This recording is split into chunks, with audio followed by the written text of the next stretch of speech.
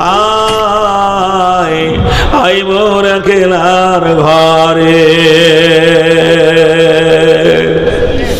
এ কেমন ঘরের ঠাট বাট, নাই যার জানালা কপাট, নাছে আলো নাছে বাতাস, এ জানা সই কি করে।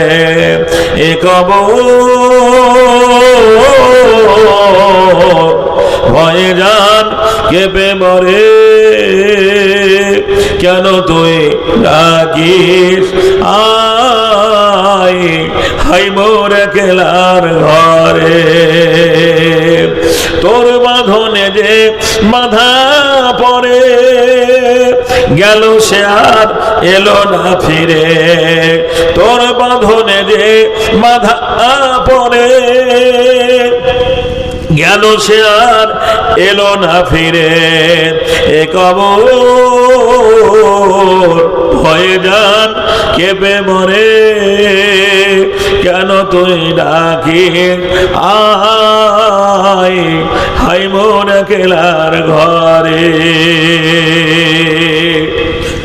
কবর মানুষকে দিনে রাতে ডাকতে থাকে, আমি একার ঘর, নীরব নগরের ঘর, সাপ বিচ্ছুর ঘর, পোকামাকড়ের ঘর, তোমরা আমলটা ভালো করে আসবে। মানুষ অসুস্থ হলে হসপিটালে ভর্তি করে, ডাক্তার বলে পেশেন্টের অবস্থা ভালো নয়, কাউকে থাকতে হবে। মা অসুস্থ হলে বড় মেয়ে থাকে, মা অসুস্থ হলে মা থাকে, বড় ভাই থাকে। সুবহানাল্লাহ, হসপিটালে থাকলে কেউ না কেউ থাকবে, কিন্তু কবরে রেখে এলে আপনার প্রিয়জন একটা মানুষ, আপনার জন্য কেউ কবরে একটা রাত থাকবে না। জি, যে রাতে একটা রাত ছাড়া মা স্বামী স্ত্রী দুজনে কেউ কাউকে ছাড়া থাকতে পারেনি। সুবহানাল্লাহ, দুজনের মাঝে একজন মরণ হয়ে গেলে পরে কোনোদিনই কথা বলবে না, আমি সারা জীবন কাটিয়েছি, একটা রাত আজকে তোমার সঙ্গে কবরে কাটাবো। নিজের কবরে নিজেকেই থাকতে হবে। আজ সেই সুবর্ণ সুযোগ হাতছাড়া করব না। আল্লাহর ঘরের জন্য আমরা আসি, আর মুক্ত হস্তে দানগুলো আমরা চটচট করে দিয়ে যাই। আমি আপনাদের কাছে যে কেবলই সূচনা করেছি, সময় পেলে কিছু কথা আরও আলোচনা করব। এখন আপনাদের সামনে আপনাদের দেশস্থ আলেম আমার ভাই মৌলানা সাহেব আসছেন। উনি কোরআন হাদিসের আলোকে একেবারে প্রাঞ্জল ভাষায় মন প্রাণ ভরে যে অজনসিয়ত করবেন, আর তারই ফাঁকে ফাঁকে আল্লাহর ঘরকে লক্ষ্য রেখে আপনারা দানগুলো দেবেন। আপনাদের দানে যে আনুষঙ্গিক কাজটা আনকমপ্লিট আছে, মসজিদের কাজটা পরিপূর্ণ হয়নি, ইনশাআল্লাহ আপনাদের এই দানে এই মসজিদের কাজটা পরিপূর্ণ হবে। এইভাবেই মসজিদটা হয়েছে। আল্লাহ রাব্বুল আলামিন সকলকে শোনার পরে আমল করার এবং দান দেওয়ার জন্য তৌফিক দান করেন। জোরে বলুন আমিন। আসসালামু আলাইকুম। এত বড় দুনিয়া, যেদিন ডাক এসে যাবে মরণের, এই দুনিয়া আপনার জন্য এত সংকীর্ণ হয়ে যাবে, এত ছোট হয়ে যাবে যে এই দুনিয়াতে আপনার আর থাকার জায়গা হবে না। আপনাকে দুনিয়া ছেড়ে একদিন চলে যেতে হবে। যে দুনিয়ার মায় পড়ে আপনি নামাজ কাজা করেছেন, যে দুনিয়ার মায় পড়ে আপনি রোজা ছেড়ে ছুটে দিয়েছেন, আর দুনিয়া দুনিয়া করার জন্য দৌড়াদৌড়ি করেছেন, সুবহানাল্লাহ, এই দুনিয়া একদিন আপনার পর হয়ে যাবে। এই দুনিয়া একদিন আপনাকে ভুলে যাবে। আপনি সুন্দর মনোরম পৃথিবী ছেড়ে, দুনিয়া ছেড়ে মরণের ডাকে পাড়ি দেবেন। সেদিন এই দুনিয়া ছেড়ে আপনি আর একটা জায়গায় চলে যাবেন। যে দেশটায় যাবেন সে দেশটার নাম না ফেরার দেশ। ওই দেশে মানুষ এখন সামনে ঈদ আসছে, এই ঈদ উপলক্ষে মানুষ অনেকে রিজার্ভেশন টিকিট করেছেন। প্লেনে বাড়ি আসবে, ট্রেনে বাড়ি আসবে, বাসে বাড়ি আসবে। আসবে, বন্ধুরে আমার গাড়ি রিজার্ভ করে আসবে, কিন্তু হায় হায় এই দুনিয়া ছেড়ে একদিন আমরা চলে যাব। সে যে দেশে চলে যাব সে দেশটার নাম না ফেরার দেশ। ওই না ফেরার দেশ কিসে যাবেন? মসজিদে গিয়ে দেখবেন সুবহানাল্লাহ এই দক্ষিণ কোণে একটা খাট রয়েছে। এই খাটে যেদিন আপনি মরে যাবেন আপনার নাম এলান হয়ে যাবে। এই মসজিদের খাটটা আপনার বাড়ির দরজায় নিয়ে যাওয়া হবে। আপনার কোনো আপনজন ওই দরজার কাছে নিয়ে গিয়ে আপনার লাশটা গোসল দেওয়ার পরে ওই মসজিদের খাটে আপনাকে ওঠানো হবে। আর এই মসজিদের খাটে আপনার জীবনের শেষ যাত্রা, যেখানে জানাজার ময়দান, সেই জায়গায় নিয়ে যাওয়া হবে। আর সেই জায়গায় একটা জায়গায় রেখে ইমাম সামনে রেখে আপনার জানাজার নামাজ পড়বে। সেই জায়গাটা আপনি এই দুনিয়া ছেড়ে চলে যাবেন, যে দেশে চলে যাবেন সেই দেশটার নাম কবর। কবর। এই কবরে যাওয়ার আগে আপনাকে কিছু ভালো কাজ করে যেতে হবে, কিছু ভালো কাজ করে যেতে হবে, কিছু ভালো কাজ করে যেতে হবে।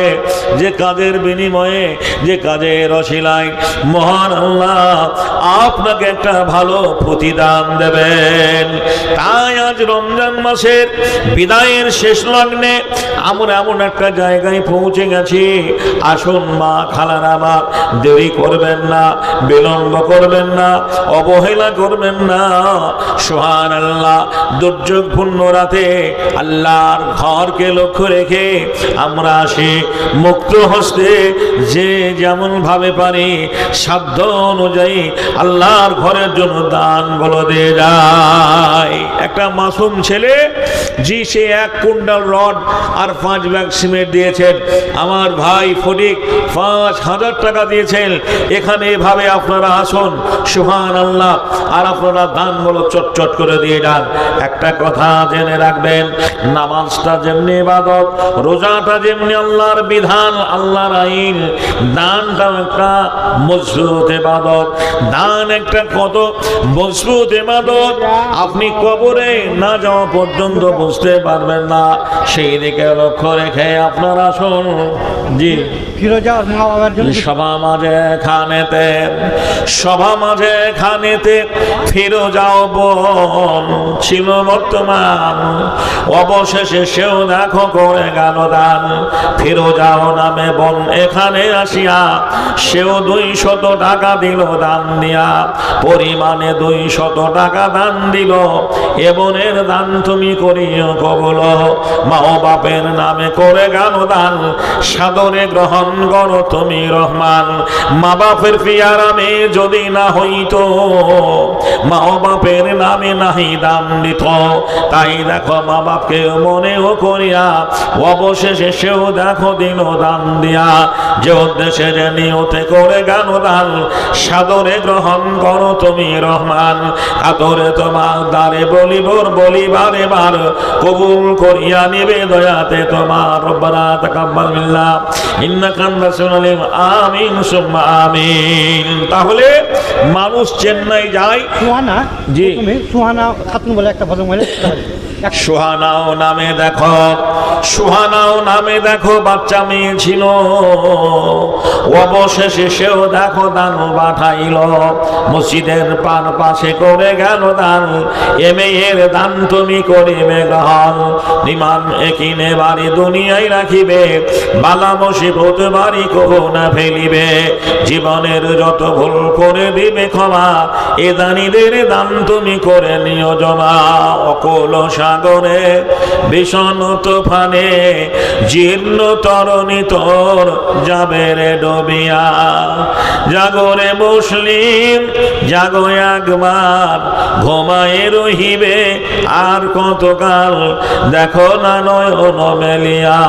অকল সাগরে ভীষণ তুফানে জীর্ণ তরণী তোর যাবে রে বুঝিয়া। নারায়ে তাকবীর।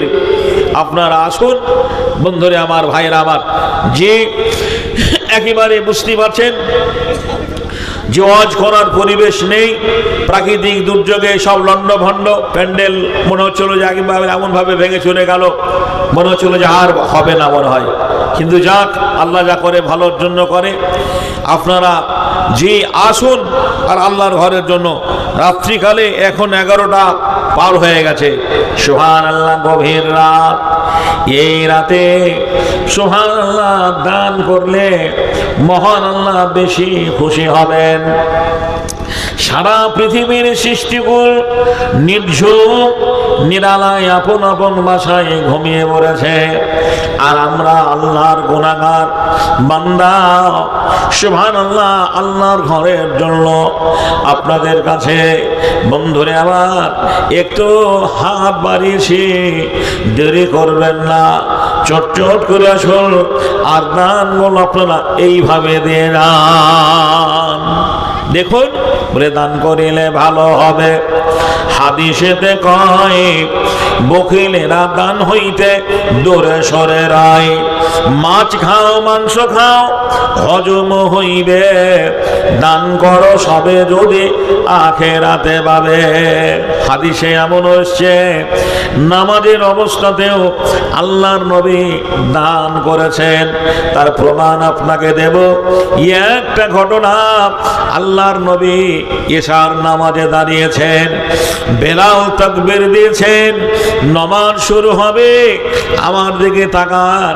এইভাবে আল্লাহর নবী আল্লাহু আকবার এই কথাটা বলতে যাবে, একটা বৃদ্ধ দেহাতি মানুষ পিছন ধরে যে চাদরটা ধরে টান মারলেন। আল্লাহর নবী পিছনে ফিরলেন, দেখলেন একটা অজানা অচেনা দেহাতি বয়স্ক প্রবীণ মানুষ। বলে কি ব্যাপার? বললে ইয়া রাসূলুল্লাহ, নামাজের প্রাক্কালে, নামাজ আরম্ভ করার আগে আপনার এই চাদরখানা এখনই এই মুহূর্তে আমাকে দান করে দিন। ওমর এত রাগা রাখলেন। ওমর বলছেন, এই কথাটা তুমি নামাজের পরেও বলতে পারতে, এই কথাটা নামাজের আধ ঘন্টা আগেই বলতে পারতে, এই রকম মুহূর্তে কেন বললে? বৃদ্ধ লোকটা বললেন, ও আল্লাহর নবী, আমি বয়স্ক মানুষ, আমার স্মৃতিশক্তি লোপ পেয়েছে, এখন এই কথাটা আমার মনে আছে, একটু পরে ভুলে যেতে পারি, আমার স্মরণ শক্তি নাও থাকতে পারে, যার জন্য আমি এখনই চেয়েছি। আল্লাহর নবী দ্বিতীয় কথা বললেন না, সঙ্গে সঙ্গে ওই গায়ে চাদরখানা আল্লাহর নবীর যে ওই দেহাতি মানুষটাকে দান করে দিলেন। জি বলেন আপনার। বানি ইসরাইলের মেয়ে ওর জন্য দান করলে মারা গেছে, মানে ইসরাইল মারা গেছে, বানি ইসরাইল মারা গেছে, মেয়ে দান করলো। জি তার মেয়ে বাপের জন্য, মাশাআল্লাহ আলহামদুলিল্লাহ। সবা মাঝে খানেতে 600 টাকা হবে না, সবা মাঝে খানেতে আড়ালে যে ছিল, বানি ইসরাইলের মেয়ে দেখো দান পাঠাইল। আজ ভাই বানি ইসরাইল দুনিয়াতে নাই, তার যোগ্য সেও দেখো দান যে পাঠায়। বাপের পেয়ারা মেয়ে যদি না হইতো, এ বাপের নামে দেখো নাহি দান দিত। তাই বুঝি বাপ তার নাই এ ধরাতে, নীরব কবরে বাড়ি চলিয়া গিয়েছে। বাপের কবর তুমি প্রসাদা করিবে, হাসরের দিনে বাড়ি পার করে নিবে। 1000 টাকা দিলাম। আর একজন দেখো বেনামিতে ছিল, সেও দেখো তরি রাহে দান পাঠাইল। বেনামিতে তরি রাহে করে গেল দান, সাদরে গ্রহণ করো তুমি রহমান। 1000 নগদ টাকা দান দিয়ে গেল, এ দান তাদের তুমি করিও কবুল। আরো 700 টাকা এখানে আসিয়া বেনামিতে তরি রাখে দিল দান দিয়া। মসজিদের পাশে করে গেল দান, সাদরে গ্রহণ করো তুমি রহমান। রব্বানা তাকাব্বাল মিন্না ইন্নাকা আনতাস সামিউল আলিম। আমিন সুম্মা আমিন। তো ভাই, আমি ভেবেছিলাম যে ফটিক ভাই যেভাবে 5000 টাকা দিয়েছেন, একেবারে 10টা মিনিটের মধ্যেই 5টা লোককে অন্তত পাবো 5000 করে টাকা। কিন্তু একজন তো দিলে হবে না, নাকি বলছেন? একজন দিলে হবে না। আপনাদের এই যে আমার এই ছোট্ট বাবুটা 1 কুইন্টাল রড দিয়েছেন, 1 কুইন্টাল রডে কি হবে? না হলেও 5-7 কুইন্টাল রড লাগবে, নাকি বলছেন? অন্তত 5 কুইন্টাল রড লাগবে। তো সেই দিকে লক্ষ্য রেখে আরো বলে 10-এর লাঠি আখের বোঝা আপনারা যদি 10 জনে দেন তাহলে একা কি বলছেন আবার অল্প অল্প করে দিলেই ইনশাআল্লাহ হয়ে যাবে। তো আপনারা আসুন, মসজিদের জন্য আপনারা দানগুলো চটচট করে একটু দিয়ে যান। আলহামদুলিল্লাহ, মাশাআল্লাহ। আমি যেটা আপনাকে বলছিলাম, সুবহানাল্লাহ। তাহলে এই দুনিয়ার মাল দুনিয়ায় থেকে যাবে। যে বাইকটা আপনি চালান ওই বাইকটা আপনার থেকে যাবে। আপনি যে ঘরে বসবাস করেন সে ঘরটা থেকে যাবে। যে জামা কাপড় আপনি গায়ে ব্যবহার করেছেন এগুলো থেকে যাবে। আপনার সাংসারিক জীবনে যত কিছু ক্রয় করেছেন, কেনাকাটা করেছেন, সব থেকে যাবে। কোনো কিছুই আপনার সঙ্গে যাবে না। সুবহানাল্লাহ। শেষ পর্যন্ত মৃত্যুর পরে আপনার শরীরের পরনের কাপড়টাও খুলে নেওয়া হবে। আর বাজার থেকে বলবে কে গেল রে, কাফন কিনতে কে গেছে? তো বলছে শামসুলকে পাঠিয়েছি, নাকি বলছেন? শামসুলকে পাঠিয়েছি। সুবহানাল্লাহ। সেলাইবিহীন কাফন, যার কোনো সেলাই থাকবে না, এই সাদা কাফনটা পরে আপনাকে দুনিয়ার মায়া ছেড়ে নীরব কবরে চলে যেতে হবে। আমরা কবরকে কোনো কিছু মনেই করি না, অথচ রাসূলের যুগে সাহাবায়ে দিনেরা কবর দেখলে কান্দেন। ডুকরে ডুকরে কবরের কথা বললে পরে চোখ দিয়ে তাদের পানি গড়িয়ে পড়ত। এ কবর